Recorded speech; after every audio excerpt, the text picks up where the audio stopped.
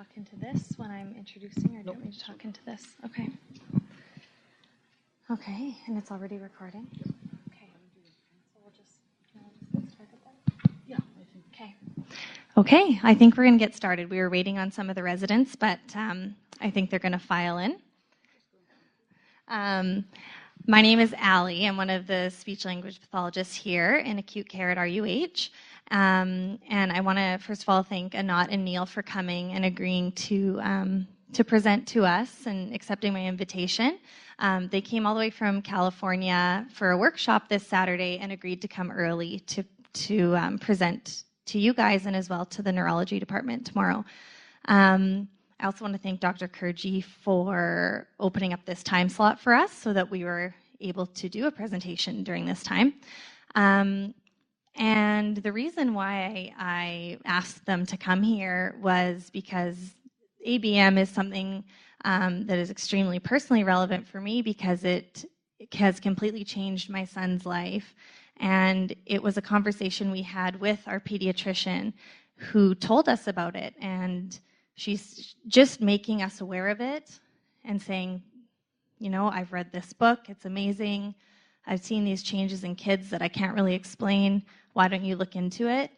That short little 5-minute conversation completely changed my life and in turn, of course, my son's life because he has just continued to grow and been doing things that we never thought was possible. So I felt as a mom and as a person who works in the healthcare system, I feel very obligated to share this with you guys and invite Anat and Neil to talk about what it is, because a lot of people have never heard of it, and so they're here to tell you all about it.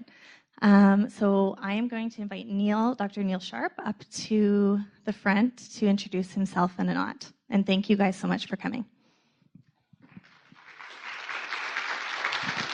Thanks, Allie. It's a pleasure to be here, and thank you all for coming. My name is Neil Sharp. I'm an MD. I trained initially as an MD in England at Cambridge University and Edinburgh University Medical School. And I left medicine shortly after working for about 2 years. I left medicine to become an opera singer. And 15 years ago, I discovered Anat, partly through my singing. But when I felt the work in my own body, I realized it had a very strong neurological basis to it. And my medical training hadn't prepared me for this because at that stage, I trained in the 80s, and brain plasticity was not something that people were talking about. Basically, it was believed that the brain was pretty much finished in early childhood in terms of massive development. So I was very curious. I thought, if somebody's really figured out how to use this stuff, this should be a big part of physical therapy and rehab the world over. As part of my application, I saw some videos of Anat working with children, and the results were so extraordinary. They were beyond what I thought was possible from a medical perspective. But I came to California to initially see if she was genuine, and then to see if I could learn it. And 15 years later, I have the great privilege to work with Anat. We share kids. I've worked with Ali's son, Nash. I worked with him this week. He's doing phenomenally well. And part of my reason for coming and studying and now working with Anat is to help bring this work to a more mainstream audience. The biggest comment we get from parents is they wish they'd found it earlier. So I'm really, I'm thrilled to be able to introduce Anat, who she has an extraordinary background in dance, clinical psychology, statistics, and then she was the protege of a man called Moshe Feldenkrais. She took the work that she learned from all of those people and developed this extraordinary way of not just working with the kids, but also being able to teach people how to then do it, to teach other practitioners how to do it, which is no mean feat. When I came along and I saw what she was doing, and it seemed like magic. But now I know it's real. I knew very early on in my training that she only speaks from a place of really solid experience. It's all very real. And I don't want to waste any more time because you're going to have an absolutely thrilling presentation from my teacher, my friend, Anat.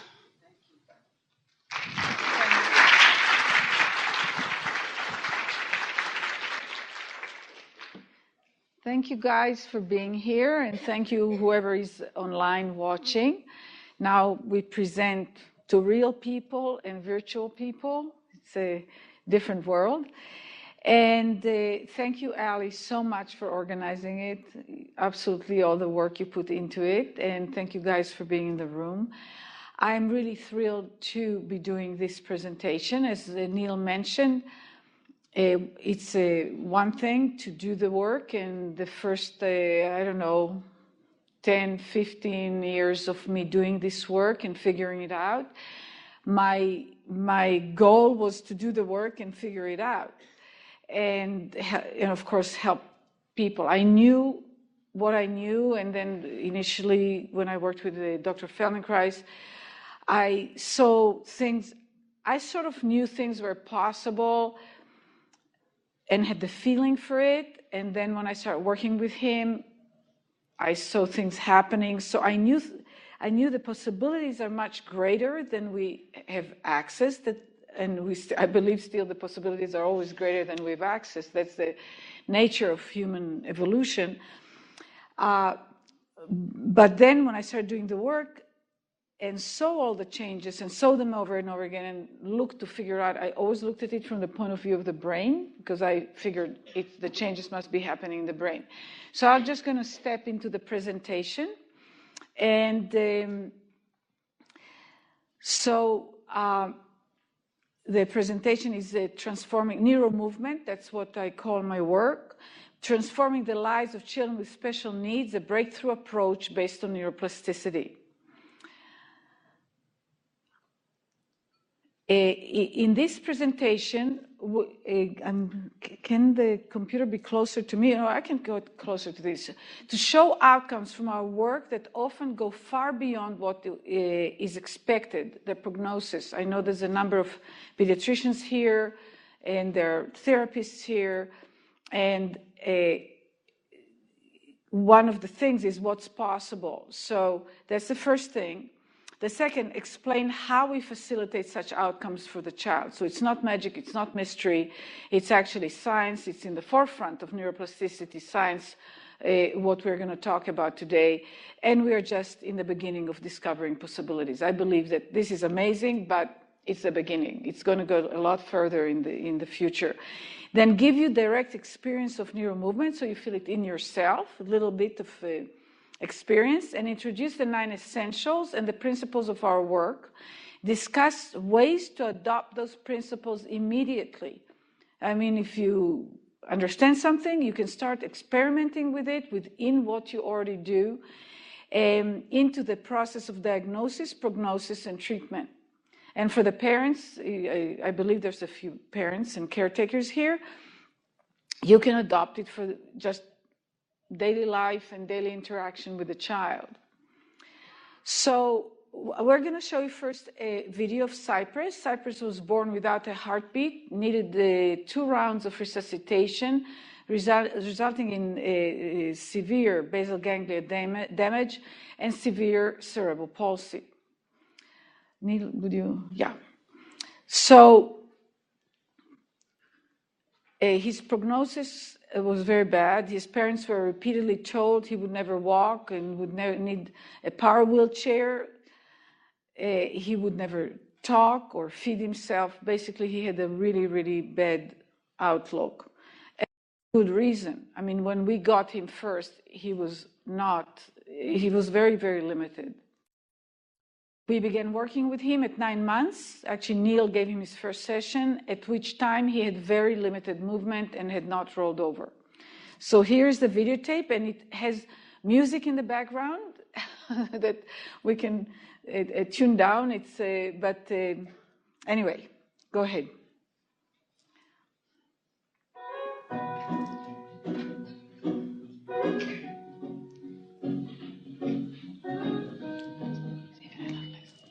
That's good.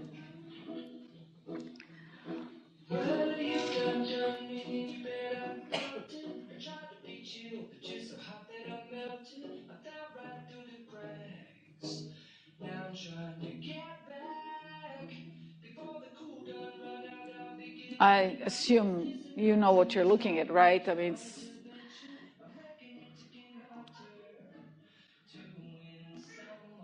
Now watch by what happens to his head position within 2 or 3 repetitions. Leave it alone, Neil.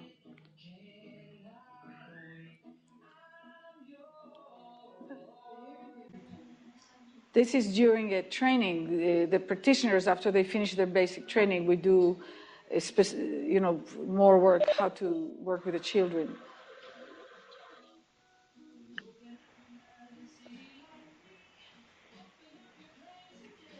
And as therapists and medical people and so on, look at what he's doing, look at what is still not right, like his hands are, all crunched and stuff like that.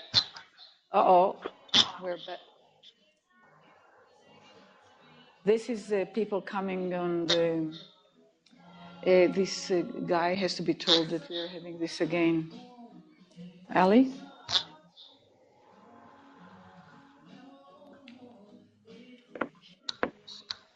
People need to be muted, that are coming online.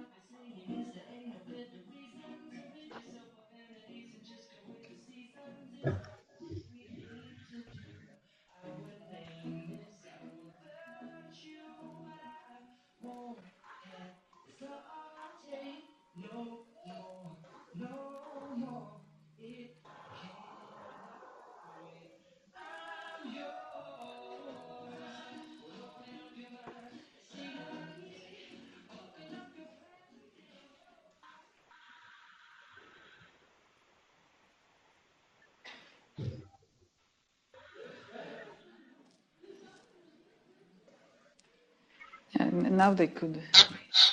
Uh-oh.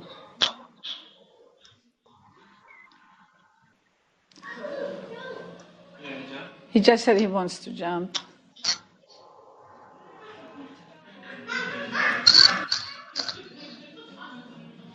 All right, beautiful. That's it. He just started walking independently a couple weeks earlier. Okay. This was cut for the launch of my book, Kids Beyond. So that's, yeah. So now I'm going to move it to the next one. Neil, when you do that, it covers the image. Yeah, okay. So this is now. This is. If they are, they need to silence it, because that may be. We cannot have anybody on the webcast in the room. Neil? Yeah? Okay, so we're going to show you just a little clip from the parents' iPhone that we got.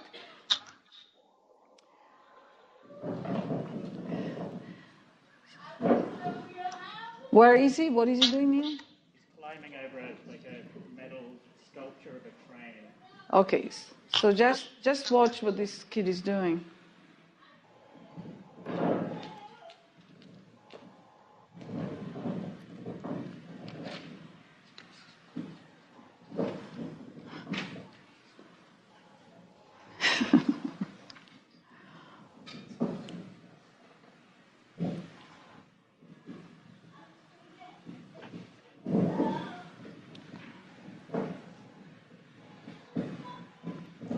By the way, he became a non-stop talker.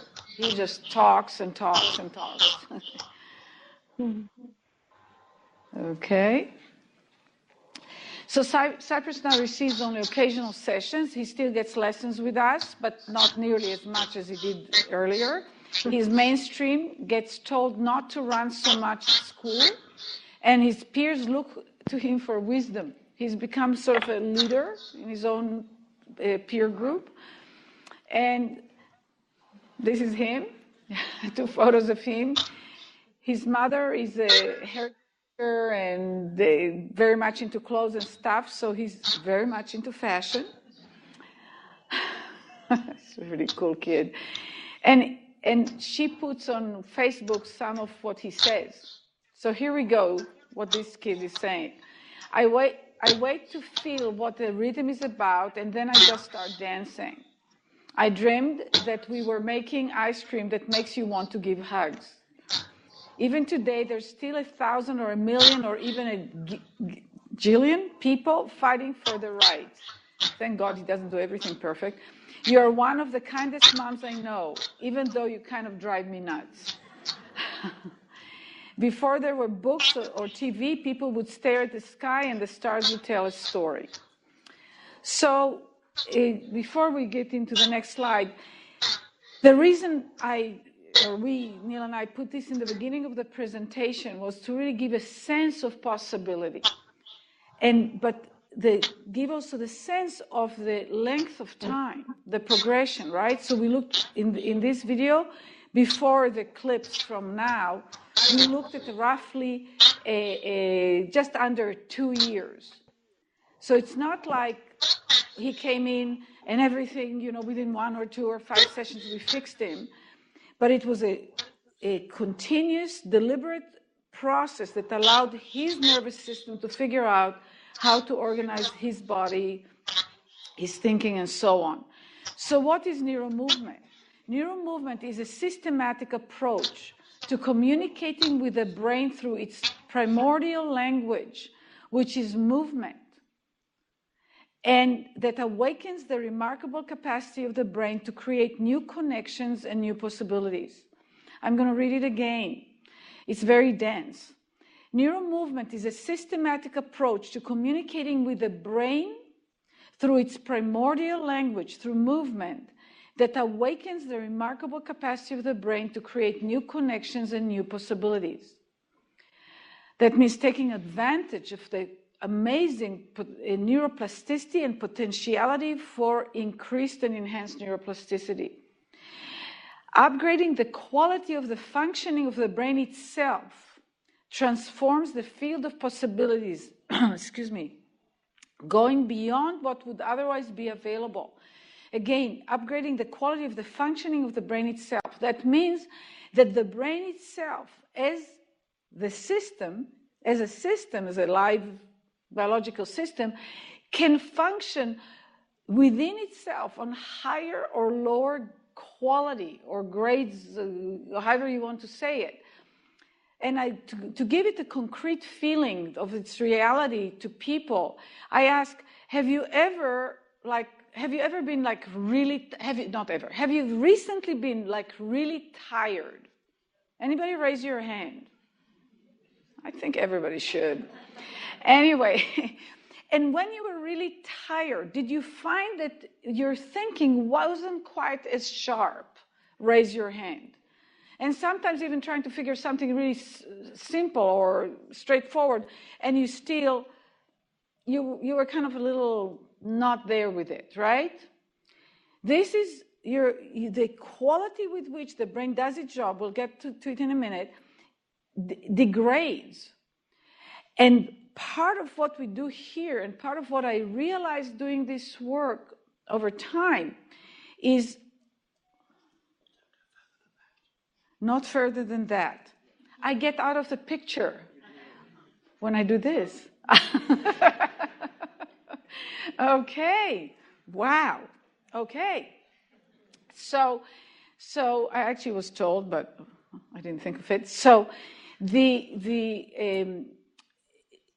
when I started doing the work, I worked initially mostly with dancers and musicians and orchestras. That was more my background.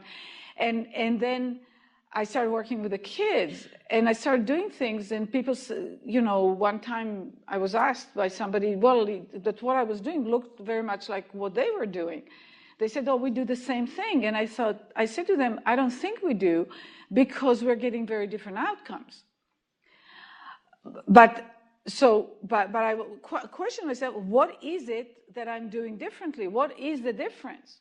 Right? Because you get a child that has a hard time moving. They have 2 legs, they have 2 arms, they have a head, they have a spine, they have a rib cage, whatever. And there's just so much you can do with it. And then you know their age, what they should be able to do by now, so you don't try to go beyond that, at least. And one of the things I realized, the way, it wasn't just what I was doing, but how I was doing it actually gave me a more potent brain that could solve problems that it couldn't solve otherwise.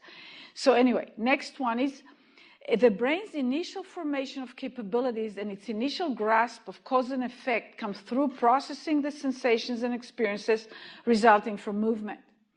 So we operate in a way knowing the complete integration and oneness, in a sense, of the emergence of cognition through the way in which we operate with movement.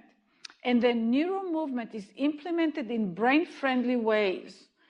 For all the therapists here in the room, it's extremely important that NeuroMovement is implemented in brain-friendly ways. That means harmonious with conditions that drive positive brain change. And it is applicable throughout the life course. That means it's true for any age. We do the work with different ages. So part of what the NeuroMovement is the 9 essentials. I'll just read them quickly, and then we'll go back to them in more detail. Movement with attention, slow, variation, subtlety, enthusiasm, flexible goals, the learning switch, imagination and dream, and awareness. So I'd like to take all of you and have you guys experience a very brief movement lesson. And so you feel, we don't feel our brains, but we can feel the outcome of what our brains do, right? So do the movements gently, no stretching or forcing, very, very important. Slowly, so when you do the movements, just do them very, very gently, go very slowly, go only as far as comfortable. Usually it's actually not very huge. And most of us have lost the sense of real comfort, what that feels like. And pay attention to what you feel as you move. Are you up for that? Yes. Thank you. You're alive. You can talk. Wow, good. Anyway, I know this lecture and it's formal and it's a hospital, but why not have fun anyway? So before you start it, please stand up. And stand up and make sure you're standing behind the chair. By the way, you guys, if you can just come closer, there's something about human distance or connection, and because there's still plenty of seats in here, I'd love to have you closer. I know you're the residents. Come on. Come. Yeah, we'll wait a second. Yes. Absolutely. Everybody that's watching remotely, see if you can stand up and you can find a back of a chair or a desktop or a wall, anything you can use. This will not be good enough. There are chairs. Just be behind the chair. Just move, scoot over, be behind a chair. Yep. That's right. And you guys, you can.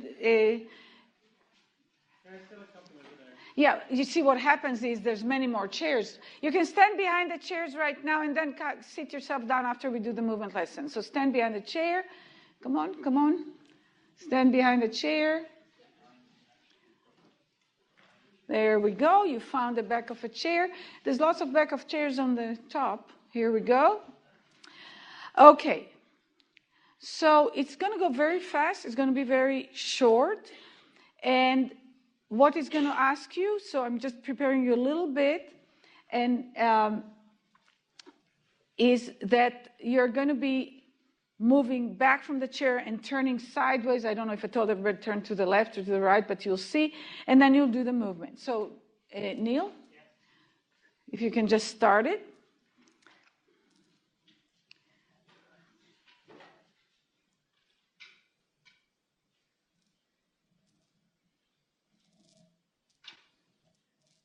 Please get up, stand up, turn 30 degrees to your left.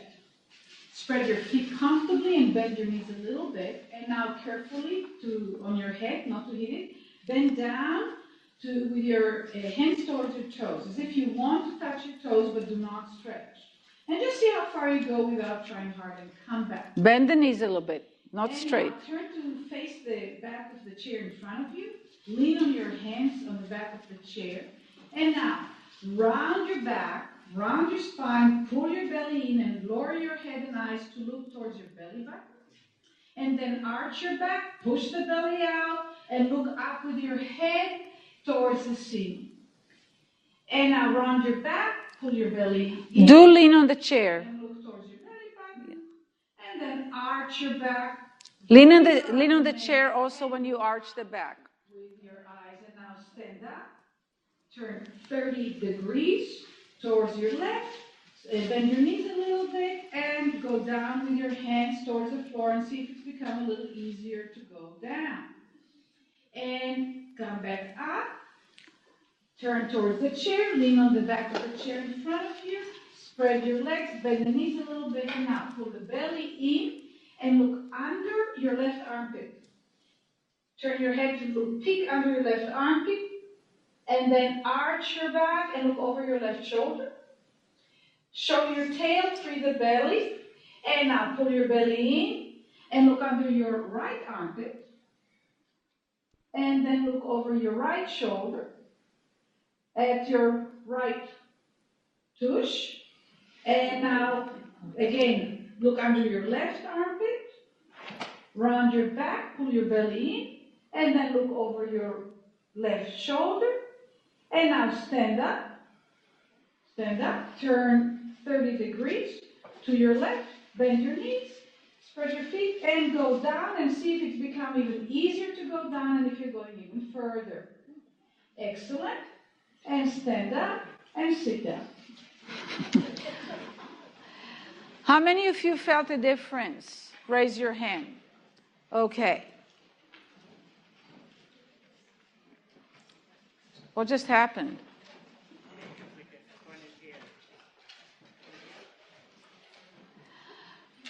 Sit down, sit down. There's spaces everywhere. Here we go. Thank you, thank you, thank you for helping out here. All right. So what changed? The way your brain is organizing your movement has changed. That means those few variations of movement, the way you did them, provided your brain with enough information, so actually your brain changed. There is now research that can show it in real time. If I recall correctly, it was actually done out of Jerusalem University in Israel, where the guy figured a way to give tasks and observe the literal growth of new connections in the brain real time, and it's as close to instantaneous as you can think it. It's so rapid, it's really remarkable. Now, those changes do not necessarily last, whether it becomes into learning, but it becomes, that's another question. So, the underlying principles of neuromovement. The brain works as a whole in a dynamic, nonlinear, complex systems fashion.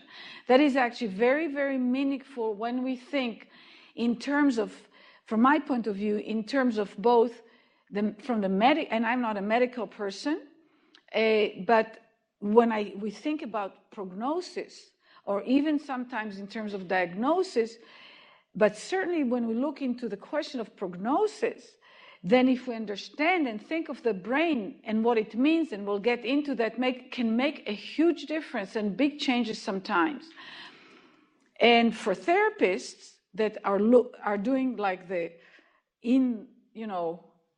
hands-on, literally work trying to change the trajectory of the life of the child and the development of the child, understanding this is extremely important. If we accept the premise that the brain organizes all action, the desirable ones and the undesirable ones, and if we accept the current research findings that the brain is built to change itself throughout life in response to its experience. Again, very important to grasp. The changes are constant. There's so much research that shows it's sort of like a known. It's almost like, okay. But again, it doesn't mean that it will change specific patterns or create new possibilities, but that takes a little more. But the brain all the time responds to its experience. So if we accept that, then an important question to ask is, how can we facilitate for the brain to change in a positive direction? That means intentionally create the conditions that we take advantage of the given quality of the nervous system. That's how it operates. And that is, of course, a pretty new thing from a, evolution of knowledge. It's like infant knowledge. It's like 20, 30 years that has, there were people who understood that. You go all the way to William James. He talked about that, but in terms of really being part of the science, part of the consciousness, and having the ability to measure that, it's a baby knowledge. So we're gonna show you video. Shani, 10-year-old girl, lovely girl, intelligent, with severe scoliosis, severe enough for surgery to have been recommended. And by the way, there are times when surgery is needed for scoliosis. But in this case, it was before the surgery. Otherwise, typically developing lovely child. Here you're going to see a very short portion of a movement lesson. So we worked with her with our hands, where she's like you saw with the cypress, where she's seemingly passive. But here I'm giving her actually verbal instructions. And I'll talk a little bit about this specific movement lesson I'm doing with her and its importance for scoliosis. But anyway, just watch this, just very brief, so you get a feeling for what we do. Make it a little louder. And if you feel like sliding, bring it like that. You see, now she already turned with the nose a little more to the ceiling. Anybody who does martial arts, that's a movement you'll be familiar with. There we go. And slide under the bridge, and go on reverse again.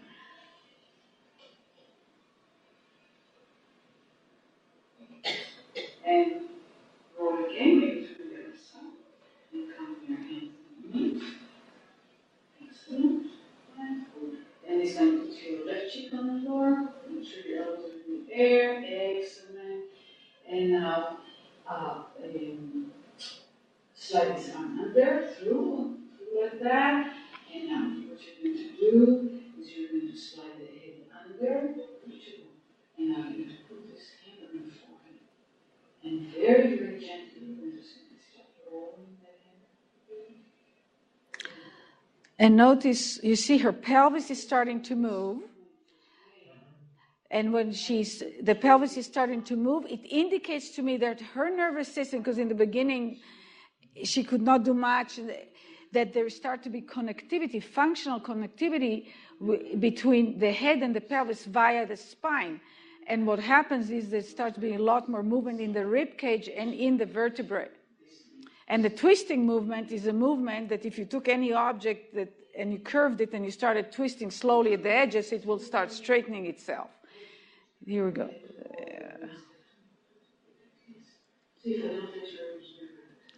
So fundamentally, I'm not trying to straighten her spine or not straighten it. I'm trying to facilitate for her to get more freedom in moving in all directions so that her own brain will discover better the midline. And of course, there are structural changes, so it takes a while for the structure to adjust itself beyond what was available before. So here we go. No need for surgery. That was the outcome the mother was hoping for, and Shani. And I found out, the mother says, and by the way, she went from failing to straight A in math. She kept failing in math. And joined the basketball team. So the changes, that's what I said before, the globality of the system. When we work, people come to us for specific issues, pretty much without fail.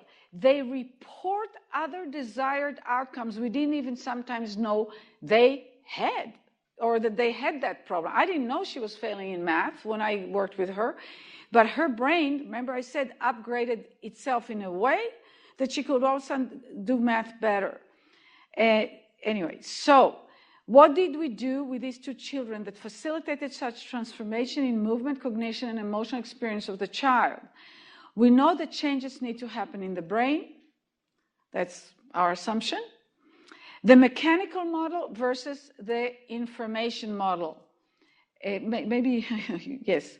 So we just show you two little very short clips because they're just cute.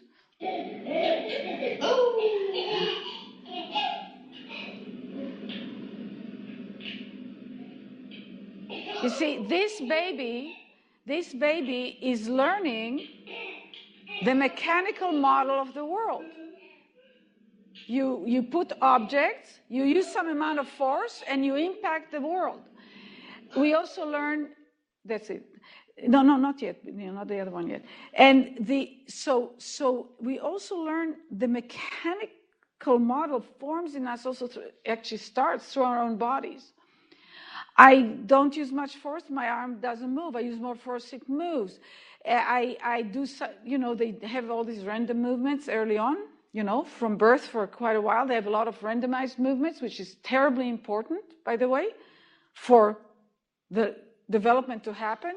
Very, very important. It's not a waste of time. And so things happen and shifts, and they do stuff, and stuff happens. And they learn to associate the sensations of generating force with the muscles to the outcomes that happen. I call it, this is the mechanical model. I'm trying to move an object, it doesn't move, I use more force, it moves. Right? Things like that. So, and then the information model, that's just very brief, it's just, you see, you go, we used it because you take a real person and then you create them virtual through an information system, basically anyway.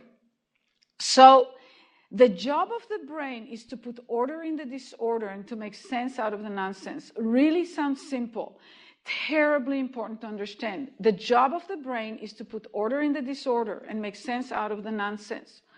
So when we get stimulation coming in, it's noise.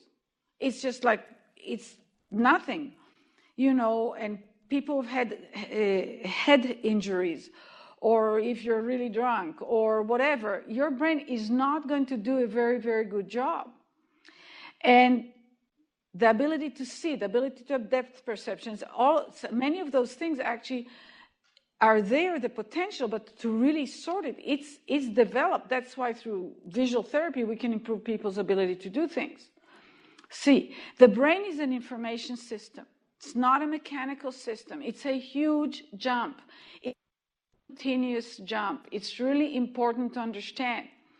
So if I'm looking at Cypress, and Cypress is not able to erect his spine and stand up, and I agree that it's the brain that's supposed to somehow grow itself to figure out what to do with all those joints and all those muscles so that the outcome is I'm standing up. And if I try to approach it unconsciously, automatically, from a mechanical point of view, that means maybe if I use more force, it'll help it. Maybe if I cut some muscles and release where there's tension, it will help it. Maybe. But maybe there's another way to do it that actually goes to where the system is managed and controlled, and that's the information system. And that's a big transition, and that's why I'm here today. That's what I'm after with all of you, to give more access to the degree that you have, maybe enhance it, and then give some specific tools to do it. What is the source of information for the nervous system? I mean, what's the source of information? Just yell it out, everybody knows. Input. Yeah, but what's the input? Input of what? Senses. So stimulation. Would you say stimulation? That's normally what people would say, stimulation. Now, stimulation is a necessary but not sufficient condition. Without stimulation, it's over. There's nothing much to talk about. But stimulation by itself is not enough. Again, very, very important to understand. Very important to understand. So what's my next slide? Yeah. You take a child with spastic cerebral palsy. He has some trouble talking, let's say. That's something I found out from one of my clients, that one of the things they suggested to the parents to do is to brush his tongue and stimulate, intensify the stimulation of the tongue as a mechanism to try to somehow awaken his ability to start, talking. If you think of it from the point of view of the brain, what might not be a good idea about that? And this is actually, I'm asking the audience. Anybody's willing to, has an idea that you want to share? Many of you know the homunculus, right? You've learned your neurophysiology and all the neurology and so on.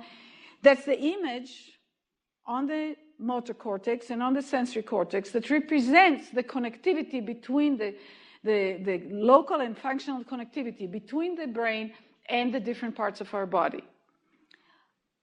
The tongue is bigger than the pelvis and the thighs and the legs. That means that the innervation and connection between the tongue and the brain, when you draw that, the proportional connectivity or surface or mapping, what people call mapping, it is huge. It looks ridiculous. It looks like, you're throwing up a whole tongue out like that. What happens when you intensify the stimulation on the tongue? Because there's plenty of stimulation coming in anyway, but what happens when you intensify it? What happens when you intensify the stimulation of a child with CP or an adult that had stroke? What happens to them? They get more spastic. Would you agree with that? What happens to you if I really intensify the stimulation? What will happen to the tonus of your muscles? It'll go up. You'll get tense. So doing that with the tongue of a child that can't talk, doing it just like that, is probably actually not a good idea, especially if we go to the next slide. Information is the perception of a difference. The way they spoke about it in the neurosciences and in the computer world is you have to have a signal to noise ratio, where the signal relative to the background noise, that means that general activity in the nervous system, is big enough so you notice that something has happened, that you notice it. Does that make sense?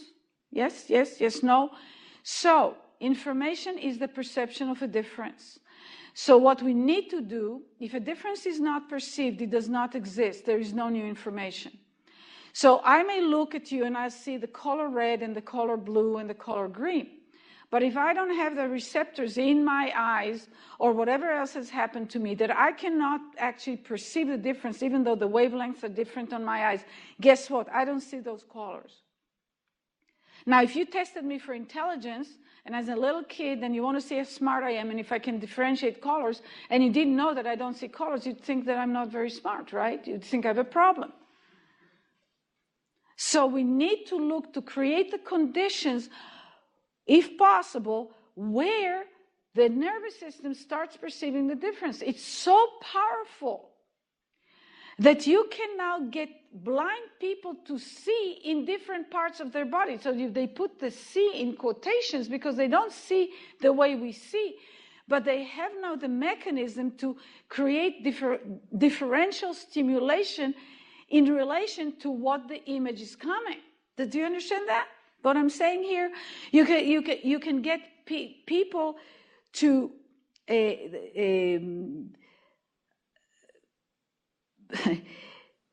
that lose sensation in one part, gain the sensation in that part by getting another part to learn, not just in the brain, but you can also use different parts of the body to replace. Anybody of you is aware of all that stuff?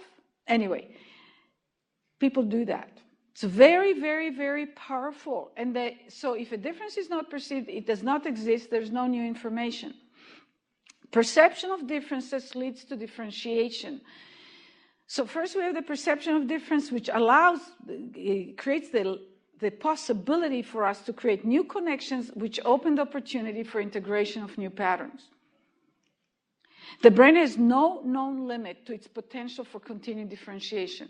I've worked with some of the world's top musicians while I was still working with musicians.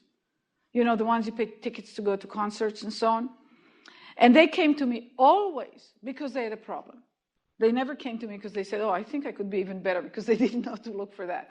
One of the reasons I actually really love and moved to doing this work from psychotherapy, aside that it gives me a lot more tools than just the verbal level, basically, of communication, is that you don't have to have a problem to come and do the work. You can get better. You can learn more. It's really, really exciting. Now, musicians would come to me because of a problem, but when they were done with the problem, their music got better. They actually were able to play more to their own satisfaction. So, we don't know the limit, and we don't have to know the limit. We just have to take advantage of the potential that's there, which allows for increasingly more complex computations. The differentiation increases the complexity of the brain, not complicatedness, but complexity. That means refinement, that means freedom, that means the ability to do things in different ways, which allow the brain progressively to achieve new skills and optimize their quality and subtlety. So that's what you saw that we did with the two examples that we already gave you. What's that? You have to answer me. Anything is true. There's no correct answer. What do you see? Tell me something. I know you're nice people because I'm in Canada. A dog. What else? Train. What? Train. Train. What else? Balance. Balance is abstract, but fine. What else? Rectangles. Okay. Fine. All accurate. What's that? Disaster. What else? Bigger mess. Very important to know. Learning is a messy affair. Yeah. What's that? What's that? Definitely a duck. I keep saying we need an intermediate thing. So what we're looking here is, this is like a baby that just lies there and has these random movements, and it doesn't know how to control his head, and it's just learning how to gauge and follow with the eyes, and busy nursing, sleeping, digesting, whatever. And then you get a little more stuff, but it's still not defined, right? You start getting differentiation. If you wanted to take those three parts and make it a duck, make it like sitting, or make it like talking, there isn't enough elements. It's too crude. It's undifferentiated. You can't do it. When somebody has a stroke, and one side works, and the other side is like this. And it's one person, so it's not like they couldn't do it. It's just they lost differentiation. So they lost the ability to refine and control and have these continuous, very complex, enormously complex computations in terms of the brain. That's why robots look like robots. They haven't figured yet, they can do it in imagery, but really a robot that moves like that and goes like, oh, hi. Don't know how to do that yet, right? More differentiation, but still not committed. This one should not show like a duck. It should just be more Because you see, you take those pieces, if you make them even smaller, you could take this duck and make a shape of a cat out of it, right? You could make a shape of a house out of it. You could do anything with it that you wanted. I can speak and say any sentence I want. My brain did not learn. I don't have patterns for every word.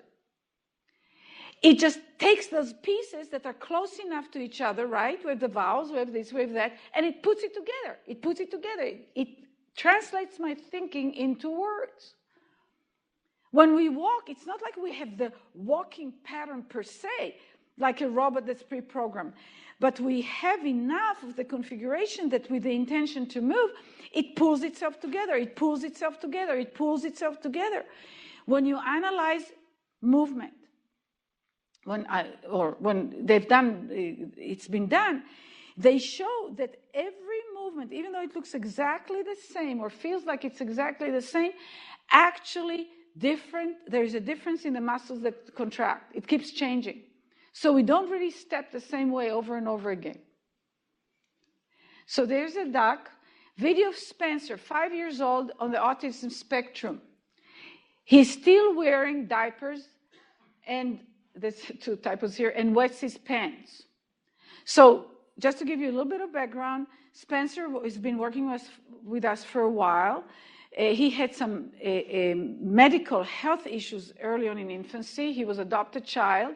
And then his development was delayed, and he started working with us. And then when he got a little older, he was diagnosed as having autism spectrum.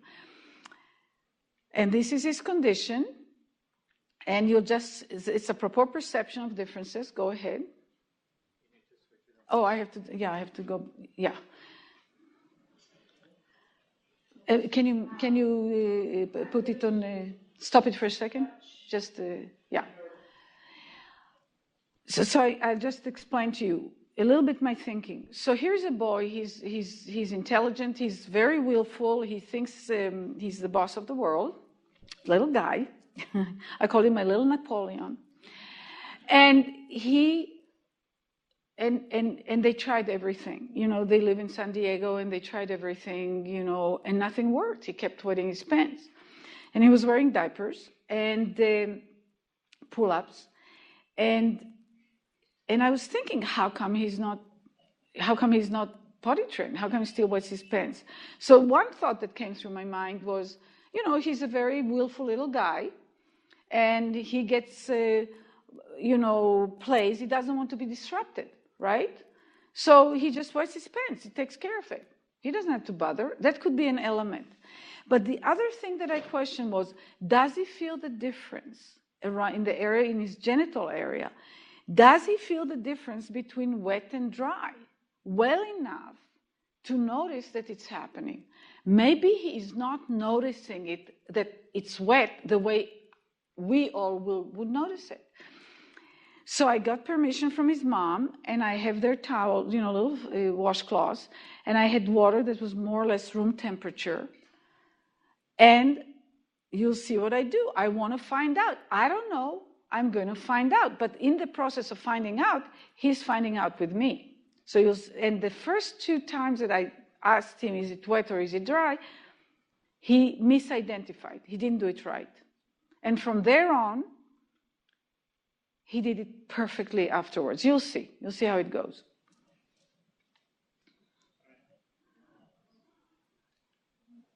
Oh, here we go. Now, I'm going to touch your leg. You can't go further forward than this either, otherwise your head gets cut off. In here. And one toe is dry and one toe is wet. And you tell me either if you know or if you guess whether this one is dry or wet. What do you think? And this one, what do you think? Is it dry or wet? He reversed it. So now, this one, is it dry? I'm on his face. And this one, And he was right. dry or wet? Okay. And now, is this one? Can you pause it for a second? Why do you think so I was on his leg, back of his lower leg, and it didn't work. Then I moved to his face. Why do you think I chose to move to his face? Anybody has a sense, apropos what we just talked earlier about? You're not used to being asked questions during presentations? More sensitive. What more? Face is more sensitive. That's right. How come? Anybody knows? More of it. There's more mapping, I guess. Up in Exactly, a lot more innervation. Hugely more innervation in the face than in the back of the leg. I didn't think about it. I just started in the leg because he was wearing shorts. So I wasn't like deeply into my neurology. It was just that I was doing it, and then when it didn't work, it woke me up. I was like, wait a minute. Let's see if we can do it all together, right? So I went to the face, because the face would let me know much better. So go ahead. Let's keep watching.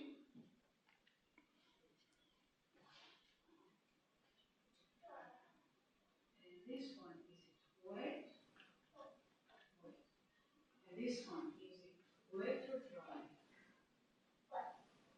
And this one, is it dry or wet? He said wet and dry because the towel touched it. No, he said wet, I mean dry, yeah. It's later, okay. So now, this one, is it wet? You see how much faster now? This one, is it wet or dry? Okay. And this one, is it wet or dry? See, that's where he said wet and dry because it touched, the towel touched both in the dry part and the wet part. So he's upgrading the way he does it. And this one is wet or dry? And this one is dry or wet? Okay. Now I'm going to do it a little bit on your tush. Just at the top of your tush. Okay? Here we go. So this one. Oops. Is it wet or dry? This one is wet or dry? And is it dry or wet? Is it dry or wet? Okay, you have perfect identification. What he needs to wear pants and feel like it's wet and dry. And then we cut it off here, and he said, no, diapers are good. I want diapers. And basically I told him that no. And he's going to, then I said, you know what is good is when you feel like you need to pee, you're going to go to the bathroom. And that was the last time he wet his pants. That was it, took care of it. He translated it. Now, it doesn't mean if you take a 5-month-old and do this with them, they'll just don't, yeah. The underlying process of learning, discrimination, differentiation, and integration. How we learn, one of 3.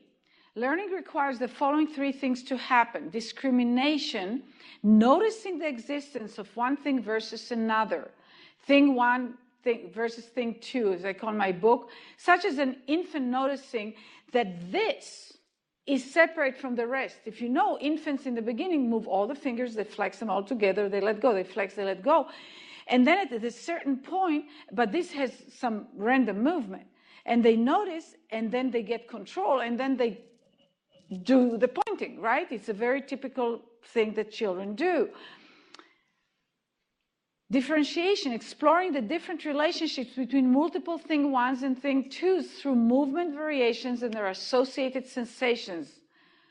The variations of different possibilities leading to the progressive creation of new, more refined and complex functions through the creation of new connections in the brain, which leads to increased density of representational mapping.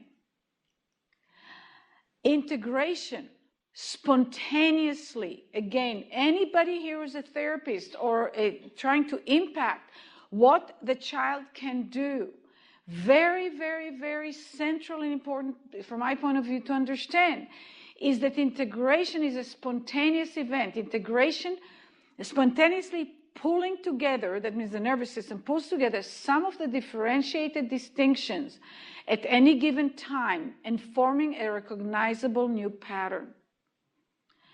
No one knows when the baby will say mama for the first time.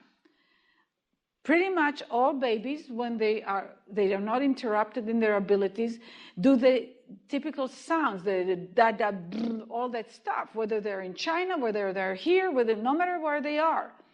And from that, they start doing other variations of sounds.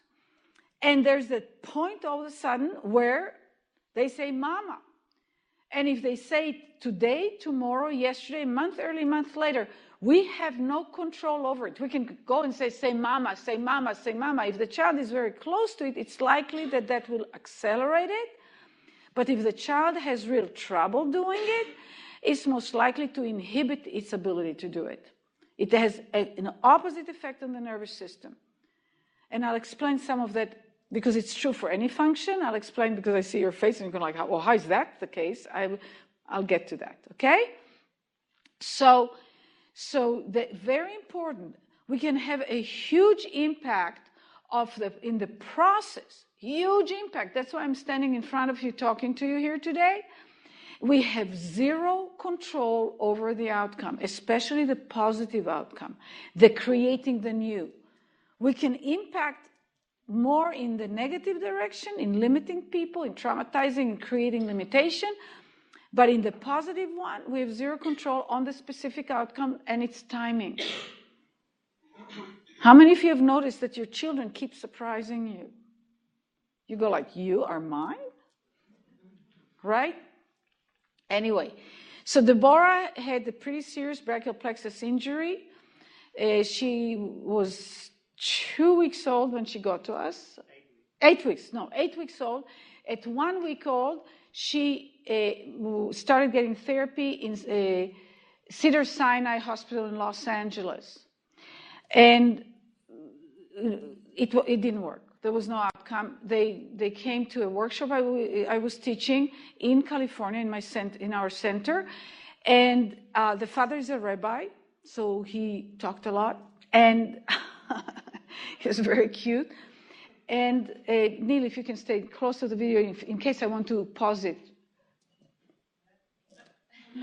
No, I shouldn't be in front of it. Neither in front nor to that. Because I thought I shouldn't be behind it. Live in this area. This is my space. Okay, I figured it out. I thought you told me the opposite. I got closer because I thought I should. I was being so good. Anyway, so a pretty severe left arm birth, brachial plexus injury. So here we go. So this is Deborah in the workshop, and I have a voiceover that I did for that. Deborah had a severe brachial plexus injury to her left arm at birth and had no movement in that arm. Here I show that already at 8 weeks, her spine is curving with the head leaning more to the right. And as you can see, I'm not touching the left arm. I'm working on her ribs, and then I'm actually working on the right arm, which is the arm that she has movement and awareness of, and playing a little game with her to intensify that even further, with the idea that I can use that later towards the left arm. So I establish the awareness of the movement of the arm on the right side first. I continue working on the ribs and back because I can feel the difference in the back already as a result of the arm injury. I'm not touching her arm. She's doing it herself. I'm actually a bit surprised because that started within 6 minutes of the session. And as you can see, the girl is moving a lot more in general and talking to me, of course, baby babble, but talking. And look, the fingers are moving, the arm is moving, the leg on the left side is moving more too. And I'm pointing it to the audience to show them how that works. And here you can see from the side view, the shoulder is participating and all that within 6-7 minutes of the session, which is quite remarkable change for that length of time. I just show you a little bit more of this lesson. Now, in the beginning of the lesson, I kissed her right arm. So here, I start kissing her left arm. Look, she's bringing the arm as far as she can for me to kiss. And I will kiss it long before she does it perfectly. Here, I get her to feel her foot. That's later, of course. So the first time. And then simply work on the head, because also the development of the tonus of the muscles and the shape of the skull on the left and right side are a little different. Now look, that's her left arm. That's the baby that couldn't move her left arm at all. Now it's very hard to tell the difference. It's only in the rotation of the wrist that it's still a bit different. But once her brain recognizes there is a representation in the motor sensory cortex of her arm, this will work. So that's a year later. A year? Yes. A year later. I'm so happy to see you coming. Yeah, look at that. I'm going to put all the toys right here. Do you want to play with the toys? Mommy can put you up here and you'll play with the toys. Yes. I'm getting the hand and how she's moving. Lily. Yes, here it is. Yes, toys. Where does the do? She was a challenge. Look at that.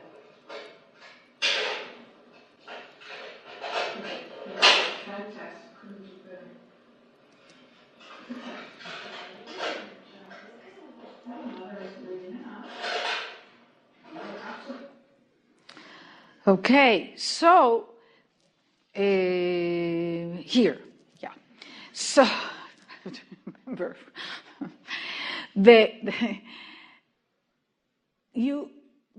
there is no difference between the right and the left. Actually, in certain ways, the left arm has more movement and so on. They came from LA. They were from LA. They flew back every couple weeks for 3 days, got 6 sessions, flew home for a while. I don't know, we have it on our computer. And then as she could do more, they slowed down the rate at which they came to us. And then I believe that was the last time we saw her. You know, there was no reason to come back. This kind of outcome is possible when we get the child at 2 weeks old. And if we had gotten her at 1 or 2 or 3 days old, it would have happened even faster. So that's that's really important for you guys, because when a child is born with brachial plexus injury, you know it at birth. So the work can start, maybe you can wait a week and everybody settles and so on and make sure everything's okay. But then there's a possibility to start working, which they did in LA, except in LA, they were trying to get her to do the movements that a more developed brain can do with an arm. But a weak-old brain is not supposed to control the movements of the arm. It doesn't do range of motion. It's quite spastic, especially when they're awake. So what do? We'll talk about it in a few minutes. But that's the possibility. We've worked with children with the brachial plexus injury starting at 13 months old with that level of severity and got almost the same amount of outcome. Enough that there was no question of surgery, that there was full use, but not quite as seamless as when you get them right away. Because the brain still doesn't do anything with any arm anyway. And the reason the arm doesn't, in a minute. So that is the importance of understanding that you can communicate with that brain long before the child is supposed to do anything recognizable. Because the child is moving a lot before it's born. It's moving. Once there's life, there's movement. The overlap between medicine and learning, I put that in here. So medicine does not, I don't believe, trains you to work with evolving function. But medicine makes it so that there is the opportunity to function very often. But I'm talking here about the overlap that when we get the access to the brain, get the brain to operate more successfully, very often it also helps with reduced medical symptoms. The children on the autism spectrum, when I started working with them, one after the other, the functioning, but they started eating better. They started sleeping better. I don't work with eating. I don't work with sleeping. This is also not like on the level of that I'm working with learning and the cerebral cortex and all that. So how come that helps? Well, it does. And now there's research that shows that improvement of the general functioning of the nervous system of the brain improves also physiological, on autonomic nervous system, but markers, physiological markers improve. It's one system, and that's how it shows up. So there is an overlap between the two, and it's, anyway. We have consistently, well, the reason I wanted to say it is for the people who are doctors to understand and have an appreciation the importance and the centrality of the therapeutic work in actually influencing the medical side of things. And of course, that people like me, I have enormous appreciation for the medical people who save the lives and who know to help people in ways that we can then step in and help people learn to use what they have better. Anyway, we have consistently found that when we enhance the ability of the child's brain to perceive differences, it leads to immediate positive change, learning through increased differentiation, refinement, and complexity in the brain. There is spontaneous calming down, dramatically enhanced focus and learning, and the parents frequently report back that the child is much happier. How can we reliably facilitate the brain's ability to perceive differences? So basically in this work, we use movement, and we're going to get into the 9 essentials. We are driving that nervous system to do its own job better. We're driving it to perceive differences, get information, and be good at using it. So the 9 essentials, never mind those 2. The first essential is movement with attention. The attention is to the feeling of self. What we attend to, like I asked you, feel that it's comfortable. Feel. So when I work with children, I train my people, we train our people, but now it's not just me, I have plenty of people working with me. A big part of the training, the practitioner training, is for the practitioners to be able themselves to feel more and facilitate for their clients to begin feeling themselves more. All our development, our intelligence, our growth is based in feeling. We grow up, we become smart, we talk, we do all that stuff, and we dissociate, we don't remember, we don't know anymore that the feeling is the basis for everything. And if you buy into that, just try it out for a few weeks and see how that works for you, then that will dictate a whole lot of what is going to be done or not done as part of therapy. Huge. And it's what the doctor says or doesn't say to the client, to the patients. So movement with attention.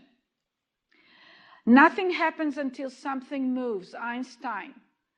Movement is central, is extremely central, way beyond exercise or just getting the heart rate up or losing weight. I mean, movement is the it of everything. Movement is life. Without movement, life is unthinkable. That's my teacher, Feldenkrais. Jonathan, 21 months old, autism. What's the time now? Yeah, I think if we have time, I'll show it to you, the speed of change in him, but I just want to go through it quickly. Movement is the language of the brain. The non-duality of movement and cognition, you saw it with the girl before, with Shani. Professor Daniel Wolpert, Systems and Cognitive Neuroscience, Cambridge University. It's out of a TED Talk. We turned it into very, very short. Listen to what this guy says in his TED Talk. I'm a neuroscientist. And in neuroscience, we have to deal with many difficult questions about the brain. But I want to start with the easiest question, and the question you really should all ask yourself at some point in your life, because it's a fundamental question if we want to understand brain function. And that is, why do we and other animals have brains? Not all species on our planet have brains, so if you want to know what the brain is for, let's think about why we evolved one. Now, you may reason that we have one to perceive the world or to think. And that's completely wrong. If you think about this question for any length of time, it's blindingly obvious why we have a brain. We have a brain for one reason and one reason only, and that's to produce adaptable and complex movements. There is no other reason to have a brain. I know, it can be a little disturbing to hear that initially. So, there is a group of research, whatever there is, that in children, it's estimated that 1.8 million new connections are formed per second when the child is in learning mode. That is about 1 billion a minute. Okay? The brain works in very large numbers. Everything is large numbers in the brain, and it's very, very fast. The presenting symptoms and limitations, irrespective of their severity, are not a predictor of the often huge potential for progress for the child with special needs. In other words, you look at a child that has big trouble, it's not a predictor per se of how far it can go. We tend to feel it is, but it's not. Certainly not from my experience. And the very first child I worked with, and over a long period of time, and that's the first chapter in the book, was Elizabeth. She was diagnosed with global brain damage, and later on they found out that she had the cerebellar hypoplasia. She was missing at least a third of her cerebellum. The prognosis was actually pretty accurate given how she was doing. We started with her, she was 13 months old. And they kept coming back, and there was progress, and they stayed with the progress. And I worked with her, of course, over time, less and less frequently, and she needed it less and less. But she walks, talks, has 2 master's degrees, married, and runs her own business, small business. And if you are observant, you can still see a little bit of the tremor that you get with cerebellar issues. But so I learned that. This was my schooling. Elizabeth was my schooling.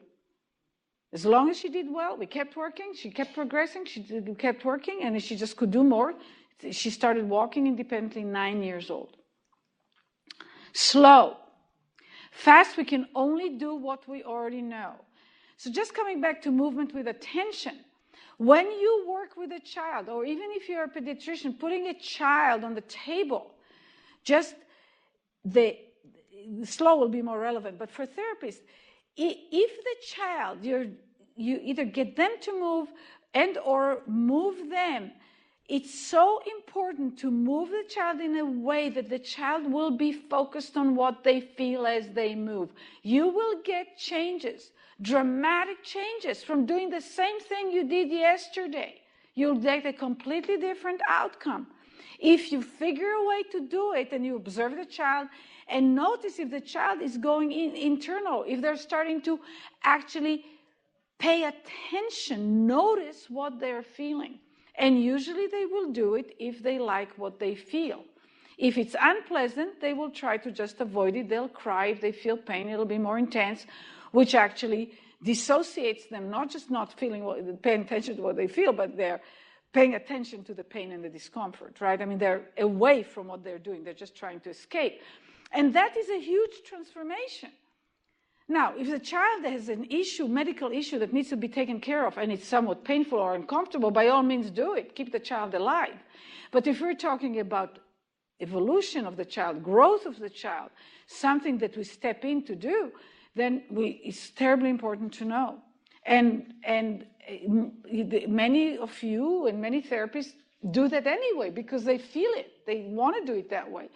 But to do it intentionally, for me, if the child was not paying attention to what they felt as they moved, I would back off. I would look for something else, or I would simply stop. Slowing down is very, very powerful. There is the fast forward that Dr. Merzenich developed with the Paula Talal. There's fast, we can only do what we already know. If you know how the brain is built, how the myelination and the creation of patterns and so on, you know that if you go fast, you can only go to what you already know. And if the child had a trauma or adult had a stroke, if you go fast, what you'll get is that the parts that lost connections will simply get spastic. And that's what the brain learns. The brain learns its experience. Another thing to understand, we learn our experience. I speak English with somewhat an Israeli accent. I was raised in Israel. I heard Hebrew. My palate formed to speak Hebrew. My brain formed to make sounds that sound like that. Now, I could go and train myself out of it. I don't think it's important, but that's how it works. We learn our experience. We don't learn what we think we should learn. And we certainly don't learn what somebody else thinks we should learn. So slowing down. Anything you do with anybody and they don't seem to get it, they're not doing, slow way down. Sometimes it's magical. There's no time to go into a lot of examples, but it's very, very powerful. Anytime there's a limitation, back off, slow down. Make sure that there's movement, and make sure that the movement is felt and noticed and paid attention to by the person you're working with. You've seen it. That's where it's very brief. Neil is going to show it. You saw it in the whole thing of you see, I'm getting him, and he still has quite a bit of spasticity in his hips, but I go so slow. You see, he's very attentive. Look at that, the quality of the attention. You see, and then he smiles, the kids get happy, and the brain is built to do it. When we do it, we feel good. Now look what happens here. I put it here. He's still, you see, I get his attention. I move it slow. You want this? Okay. And we go this way. And we, oh, you can hold the ball with your toes. Can you hold the ball with your toes? Look at that. You can hold the ball. Oh my God. Look what it doesn't show the part where, we took it out. There's a part in there that he went fast and I took the ball away. You see, he sped up. It doesn't show it here. Or maybe it does. Oh, he does it here. You see, I slowed it down. He gets spastic, he gets excited. I back off. I slow him down. It's my job to slow him down. You'll have kids, you'll have to slow down, but you don't force it. You find ways to do it. Okay, I'm going to move on. Subtlety. Subtlety is reduction of effort, force, and intensity. When the intensity, kinesthetic from the muscles and the joints, visual, auditory, when it is intense, it's much harder to notice a change in the intensity. That means, for example, if you go down a street, it's broad daylight, I turned on a flashlight behind you, you won't notice it. We're together in a dark room or a very dimly lit room, I turn on a flashlight, you jump. Same flashlight, same intensity. The difference is that the background, remember, is the signal to noise ratio. So in a dark room, the flashlight is the difference is very big between the flashlight and the dark. But I go into a very lit area, it's not big enough, I don't notice it. So when we reduce the force, when we reduce the intensity of what we do with the other person, we create the conditions, we facilitate for that brain that's already tasked and having a hard time and doesn't know how to put things together and whatnot. We create for that brain the ability to perceive differences. We do it by reducing the intensity. Which, if a child cannot sit up, I won't work on him sitting up or getting him to sit up, because the efforts that that child will have to put in, or if I already pluck him sitting, the difficulty of staying upright inhibits the ability to do any learning, actually. We just pattern that thing. And of course, there's ways to get there, all children don't sit before they sit, and all children don't roll over before they roll over. So how do they get there? By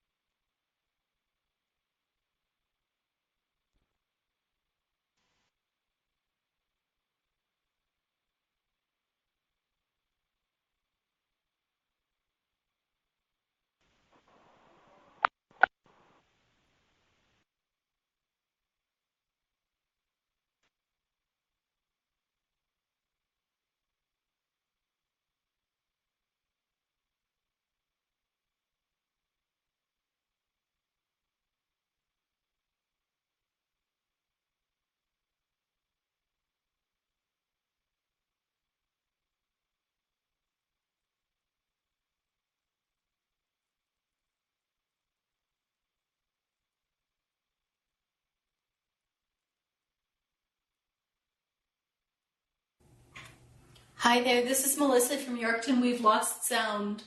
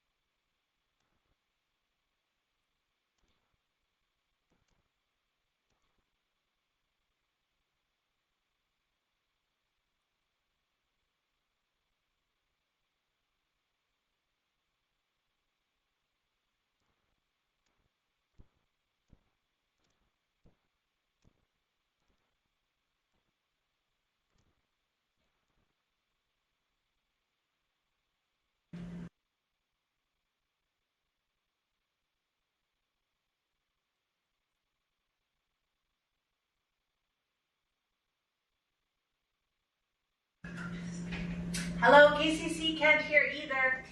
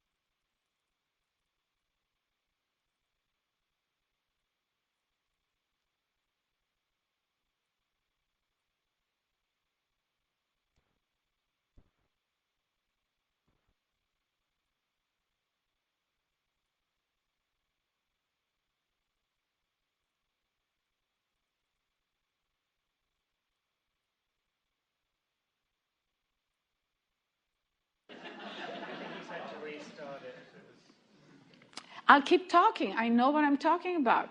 So the next one is imagination. Your imagination, when you work with the little ones, and when they start getting older, you can use their imagination big time. Big time. It's very, very powerful.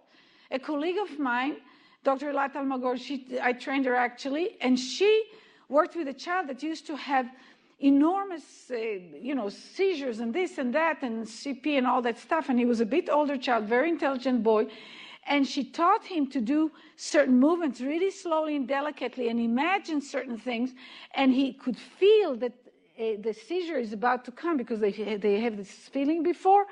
And a lot of the time he could just divert the seizure by doing that. I've never done it with anybody. She used it that way. But your imagination and then awareness is huge. Awareness, the little babies have awareness. They don't have language, but they have awareness, huge awareness. And I say awareness. And how do you get awareness? You don't have to talk. You can talk, but you can, like if you do it and then you do that and the child follows with the eyes and they notice and they make the connections and they become aware of it. And have you ever seen children, like Cypress does it a lot, or did it a lot, they say, I walk back forward, I'm walking backwards, I'm turning around, I'm doing this, I'm doing that. They narrate, they observe themselves, very powerful. Awareness is the glue of learning. It accelerates learning remarkably. So, the learning switch, that all of us and the child is either in a learning mode or not. First of all the essentials that I talked to you about tend to turn on the learning switch. That means the brain is a learning mode.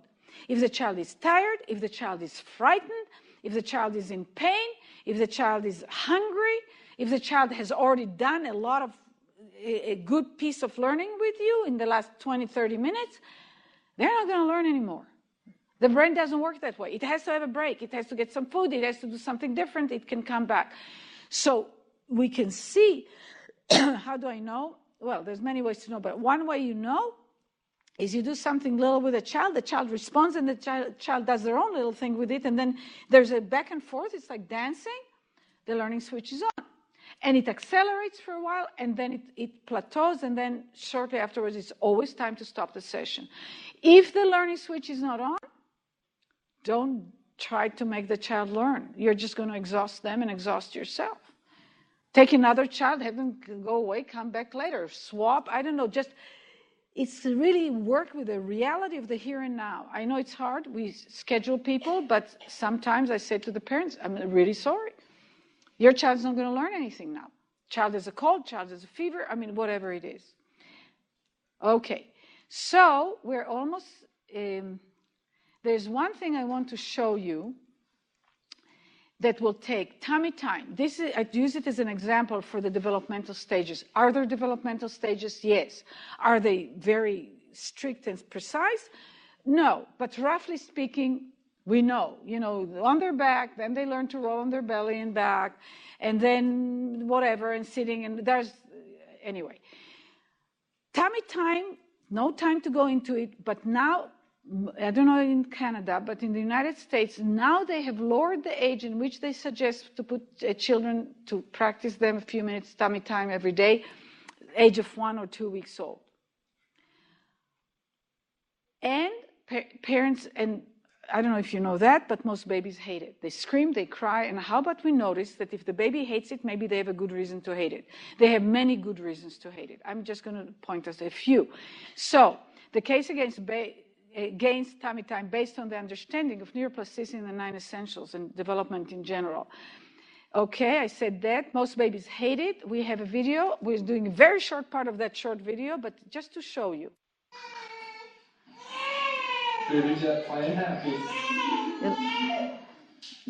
Look, you see, cannot activate the back. Make it a little softer, Milo.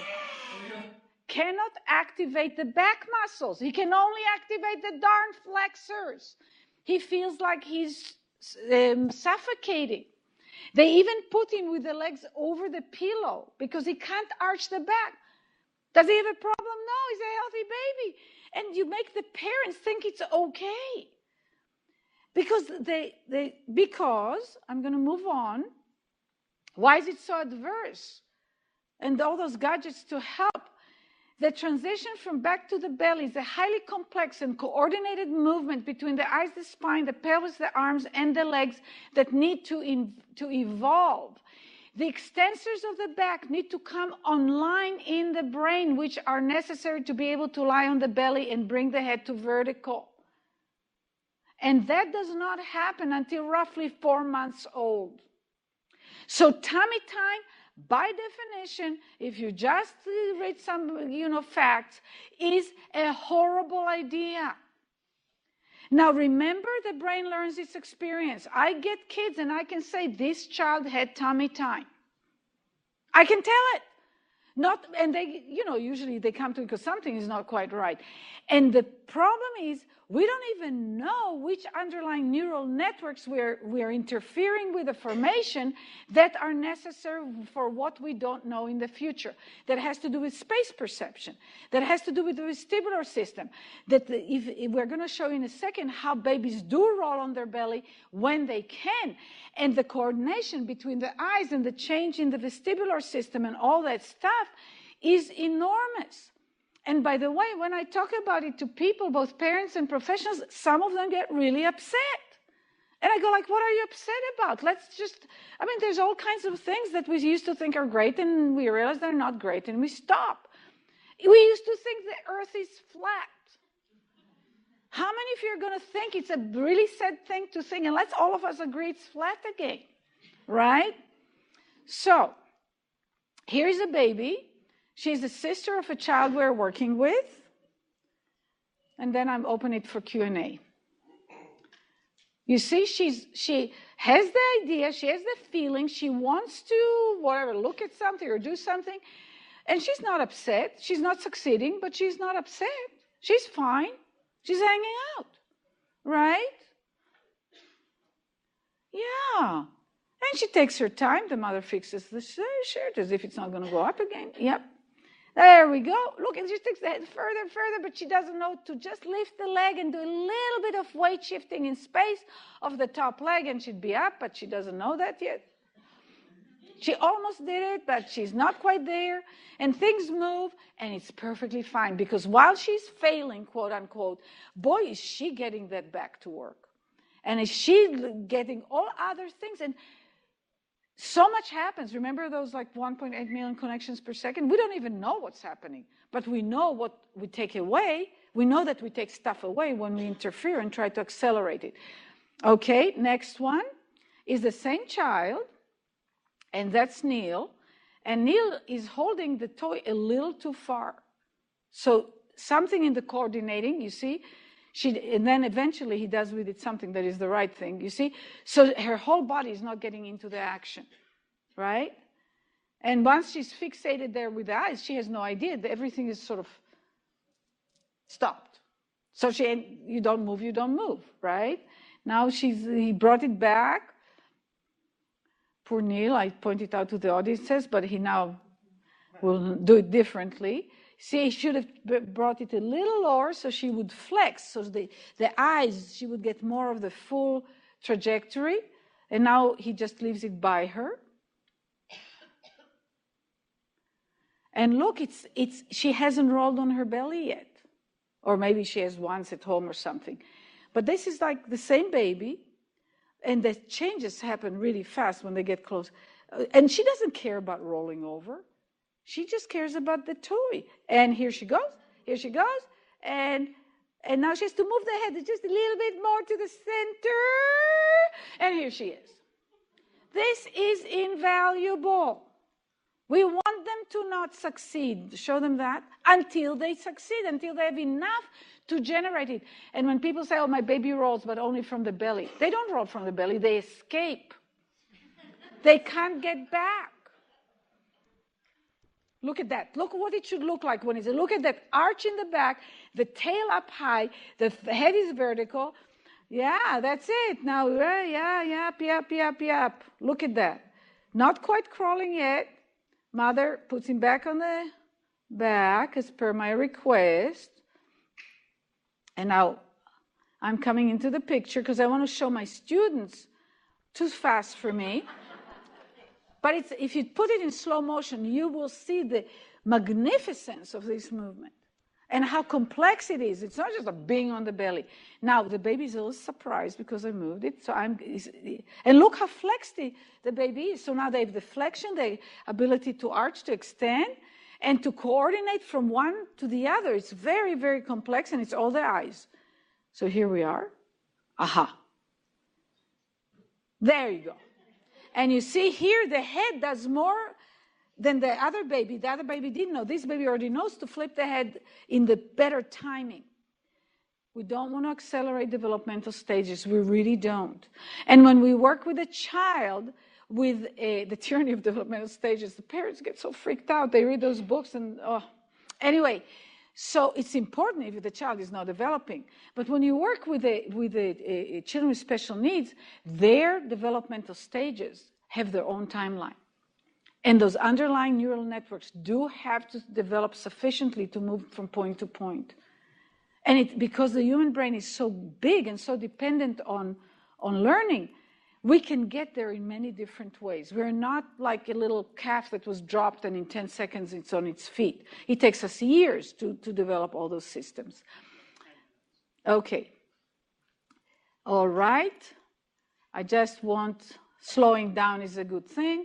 Oh yeah, the fundamental shift, our internal shift that goes with all this that I told you is shifting from fixing to connecting, from trying to fix the child to connecting with the child. And the essentials are incredibly powerful ways both to connect to yourself, because when you apply them to someone else, you're actually doing them, so you're getting them yourself, and to the child. So now I'd like to open it for questions. We have a few minutes for questions. Anybody wants to ask a question? If you're still able to.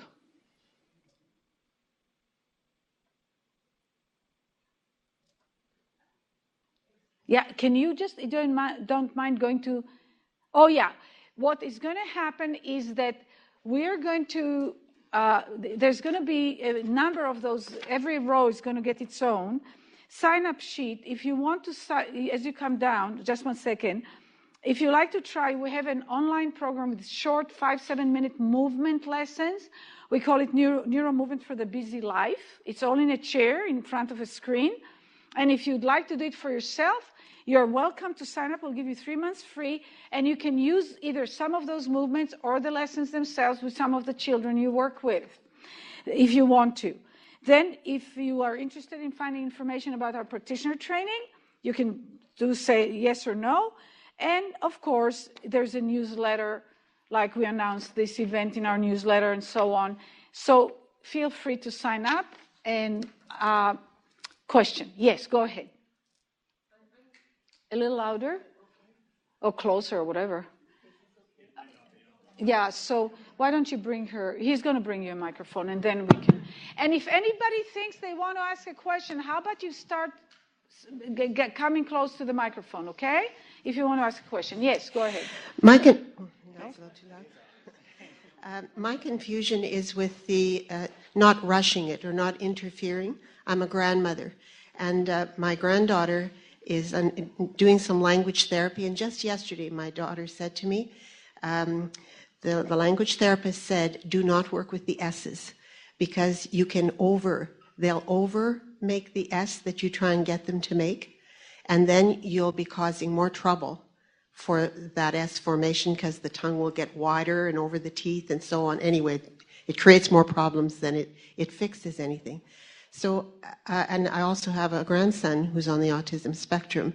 So, of course, my worry now as I leave this is, when do you know you're interfering and causing more trouble than you're trying to help? I'll tell you what, instead of coming from a place of fear and concern you're interfering and causing issues, apply the essentials. It's a great, great insurance policy. The essentials, the 9 essentials. To the best of your ability, you'll get better at doing it as you do it. We have videos, we have stuff online, and with these things you can buy. We're going to come out in July with a 5-day parent-child workshop on video and streaming So where we help the parents learn how to use the essentials, but use them. So be proactive. So slow down. Doing a lot of repetitions is a form of forcing. It is a form of forcing. So because you wanted to do it. First of all, if you look at a typically developing child, they do something new and then they go away from it. And they do something else. And sometimes they don't get back to it for 2 weeks. And this is the success stories, right? And so use the essentials. Because when you do, she doesn't say S correctly and you try to make her say it again and again and again and again. I don't know if the tongue widens or not. But you're training her into her failure. And it's you're trying to fix the darn S's. Every time you feel, I'm really going to fix that kid, back off. That's the time to just give them ice cream, scratch your head, and watch TV. Anyone else? Yes, go ahead. We're going to run the microphone. I think we need to turn them on. Yes. I think people at our remote sites have some questions first, and I'm just scared that the time will end before. So how do we get the question? We have a question. Yeah. Okay. So until we get that question. We have a question at KCC. Okay. Hi. Hi. So we were just wondering, in the past, some kids that have been seeing therapies here have been told that once they start with ABM, that they can no longer see OT, speech, physio. What's kind of the current recommendation on that, and how do you see this approach fitting into other therapies? Excellent question. I'm glad you're asking that. The reason I have many years ago requested to stop for at least a while doing the traditional therapies is because I found that and again, this is a generalization, but I found that in therapies where they try to get kids to stand up, put them in standers, all that stuff, was really trying to arrive in an outcome in a way that was either very different or contradictory to what you heard the presentation, right? Did you hear the presentation? Yes. Yeah. Yes, you did. So now so let me put it again in proactive. If you do your therapy and you apply the essentials, fundamentally apply the essentials, then by all means, different therapies like the riding the horses, there's different things that are done where the child are not forced and are kind of dancing with where the child is and doing variations and slowing down and all that kind of stuff. We love to we send the kids to many different things because it's very helpful. But if the approach is that if the child is, let's say, 10 months old and they can't sit, but because they're 10, they're being set up in an attempt to make them be able to sit up, by my understanding, it's not very effective, and it could possibly have detrimental effects if you realize that the brain learns its experience. You understand? So if a child, let's say, has cerebral palsy and he's set up and it's 2 pillows and they get all crunched and the lower back is not working, so that's how they do, and they don't know how to transition, I would like to take the time and energy, put them in a position they can be, get them to be more mobile there, learn how to move the head forward, learn how to coordinate the pelvis and the head, learn how to time the legs in that so that they can actually bring the weight forward, arch the back, and sit up. So, and we do that a lot. So that's when I suggest to not combine the two together. But when parents do therapy, I totally support them to continue with the traditional therapy. I just don't feel it has integrity for me to charge money if I think the way it's done, it sort of gives opposing messages to that child's brain. Does that make sense? No? So aside from shaking your head, tell me a little more. Tell me something more. I've been practicing pediatrics in therapies for 13 years. and I've never been in a position where I was encouraging children to be in a position where they were crunched over, their lower back was unsupported, and we were trying to get them to do activities that they weren't ready for. That isn't something Excellent. Excellent. If that's your approach, then we're in harmony. It's only the question of your approach. So you are in agreement with me. Yeah, sorry? I'm Melissa from Yorkton, and Yes. I have a question in regards to the mismatch between this method and standing frames. And the what? question I ask, and standing frames? Oh, standing frames, yes.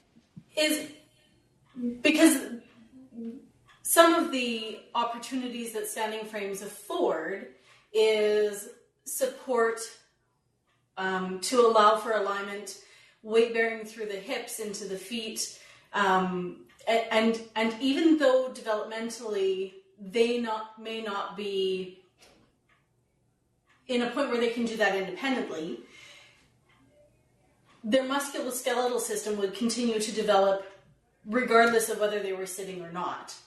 And so in order to best address that musculoskeletal system that's going to keep growing and a potential risk, and looking at them as an overall child, musculoskeletal, neuro, orthopedic, whatever system cardiorespiratory-wise you're looking at, would that not be a useful tool for some of those kids who we know orthopedically are at risk? First of all, what's your name? I'm Melissa. Yeah, you're a little bit out of the picture, but that's okay. I just looking sorry. to see you, Melissa. Yeah, if you move to your left a little bit, then I'll see you.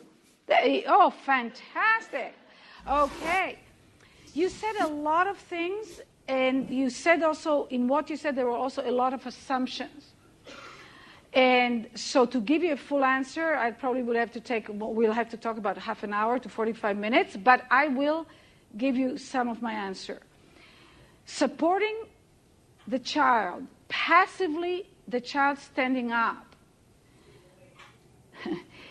could have certain benefits in terms of circulation or so. I'm not saying it does not have any benefits, but most of the children that I know have been put in standards do not bear weight. They don't actually bear weight. Their feet maybe touch the floor. But it's not until they initiate and their own brain has to balance them and make sure that they don't topple over one way or another that the bones actually get pressure. So that, the way I say to parents, and let me put it this way, the hip joints, for example, the formation or the shape of the hip joint happens for the most part long before the child stands up. It starts really happening with the random movements, that create different pressures into the socket. And then the rolling already has a huge amount because it's straight. Anyway, it has a lot of, but definitely crawling is huge, being on all fours and then being like a bear stance and all that stuff. And standing up, they stand up, they already can stand up. There's enough formation there. So it's not the pressure through the feet that develop the hip joints, which is usually one of the areas that there's a big concern. I think you'd agree with me about hip displacement and so on, right? Right. It's before they even stand up. It's the movements. It's the correlations in relation to the gravitational force. So in my world, what I say to parents is, it's okay to be in a standard, especially when they're smaller, if we have given up on them learning to do it themselves. Because there is no way the brain can connect between me lying on my back or barely doing whatever to standing up. There is trillions of permutations and connections that happen that allow for this transition over time. So in my world, I'm concerned about the loss of the opportunity for those connections and what I call neural networks to form that create the greater likelihood that that child would end up standing. That's why I say to not do it. Now, if you put the child and support them and put a so they are not trying to hold themselves when they can't, and put something in front of them so they could play and so on, fine.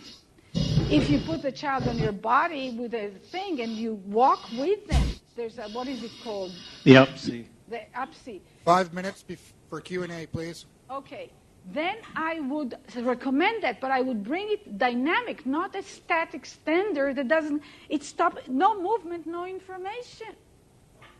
So I wouldn't do that. If you look at the child standing, a typically developing child in front of a table, they don't stop moving for 1 second. Okay? I'll leave you with that, and there's another question. Here's a, is there an... I still have a couple of questions, if that's okay. Yeah, perfect. So thank you very much for the anecdotal stories. I think they're powerful. I was just wondering if there's any scientific peer-reviewed evidence or studies out there.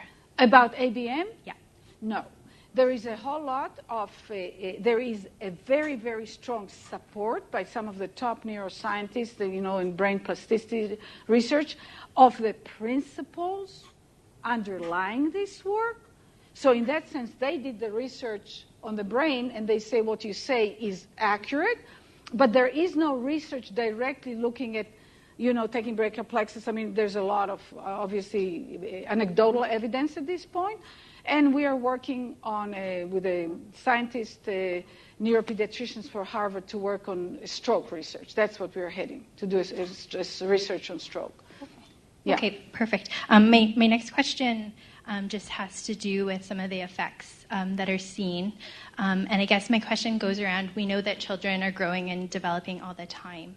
And so I just question the leap that all the changes that are seen are directly due to the effects of ABM, or if some of them will happen or occur anyway. You know, you take a child that doesn't roll over and doesn't talk and doesn't know what they do, and they're already, you know, we have a number of parents here, they're already a year and a half, 2 years old. We kind of know where they are. For them to, and they've had, you know, it's a tough conversation, because I'm coming into your world and I'm telling you, hey, change some of what you do, and some of it is pretty substantial. Mm-hmm. So that's not an easy conversation. But then they start doing ABM, they come home. So very, very brief, I had this psychiatrist and the Canadians, lovely, Sarah Beth. She didn't crawl, she didn't this, and a cerebral palsy. After the first visit, she started rolling over. After, you know, and the father says to me at a certain point, he got depressed. And I said to him, what's happening with you? And he said, well, maybe it's spontaneous recovery or misdiagnosis. I said, that's very interesting. It only happens in this room or the week after you come home. And then the wife came and she apologized. She said, he's really depressed. He's a doctor and he can't handle it, that he doesn't know how to help her. You know, so it's very, very understandable. Mm-hmm. But we systematically see, you know, they're here, this happens. They're here, this happens. They're here, the parents go home, they come back, they go, and other things happen. Absolutely. Are we the cause of all the full development? No. Because once the child can do more, so much more happens outside of what we do. But what we do put them enough on the track that more can happen. That's really how I see it. Perfect. And my last question, sorry, I'm hogging the microphone, is more of a practical question regarding cost. So I was just wondering, in terms of sessions, and I don't know what they're Sweetheart, called. I'm not going to go. It's done privately. It's not covered by insurance companies. Okay. We're in the United States. Yeah. And hopefully, anywhere between 10 to 15 years from now, all of us will be using these principles in a very widespread, because my vision is not to keep it in-house. My vision is that all of you can go into your practices this afternoon and just, if you remember 1 or 2 essentials, do what you're going to do and then say, oh, let me just slow down and see what happens. Let me reduce the force and see what happens. It's free for all. I did not invent those principles. This is how it appears that the brain actually optimizes itself. Good conditions for learning. Use it. And let's give this gentleman an opportunity. And we're not just in the United States. We're over the world now, and there are a lot of people who do get the work covered by insurance. There are actually like 4 practitioners in Saskatchewan currently, and there are another 3 about to graduate. So it's definitely worth exploring, because a lot of them charge less than we would charge down in California. But there's a broad spectrum. Yeah. Yeah, I'm a special ed teacher and a father of 6 children, all gymnasts. Wow. All injured. I take my youngest daughter to see Dan, and she lays down, and Dan says, how are you? She says, I'm broken. How old is she? 14. That's not my question. That's just a statement. Well, So you say that to me, and it's if I'm just going to go over that? No. I mean, it's like a 14-year-old saying, I'm broken, I want to see her now. Yes. Yeah. But my question, my statement is, do you ever get tired of saying the word excellent? I've been following you for 5 years, and you're always saying excellent, excellent. So thank you for that. But I'd just like to tell you... No, I don't get tired because I see, you see, for me, the miraculousness of life in general, but the ability to learn and change, I go like, oh, you did it, fantastic, excellent. It's not that I don't see the whole picture. Yes. I see what's not there. And I'm very, very intentional and ambitious for outcomes. But I don't go by trying to, I think it's miraculous. People I think are it's amazing. miraculous too, and so I just like to give a testimonial. I go to see Dan. I've seen him 10 or 15 times. For what? And he keeps telling me to slow down. And I'm a North American male. I played football, I wrestled, and a gymnastics career, 5 generations. I cannot slow down. When I slow down at his sessions, I fall asleep. I got into a car accident. I have neck and back pain. So when I do your CDs with my partner, she goes slow, but I have to go fast to impress myself. The pain finally got so bad, and what I really love about you is when you say, kiss and love your knee, and I can't bend over, and you say, fall in love with your knee, kiss your knee. I can get there, and just this year, I do it every day, and I've finally slowed down. Bravo. And halfway through your 20-minute, I can feel the pain go out my body, and thank you. Oh, wow. Thank you so much. Yeah. Thank you. So let me just tell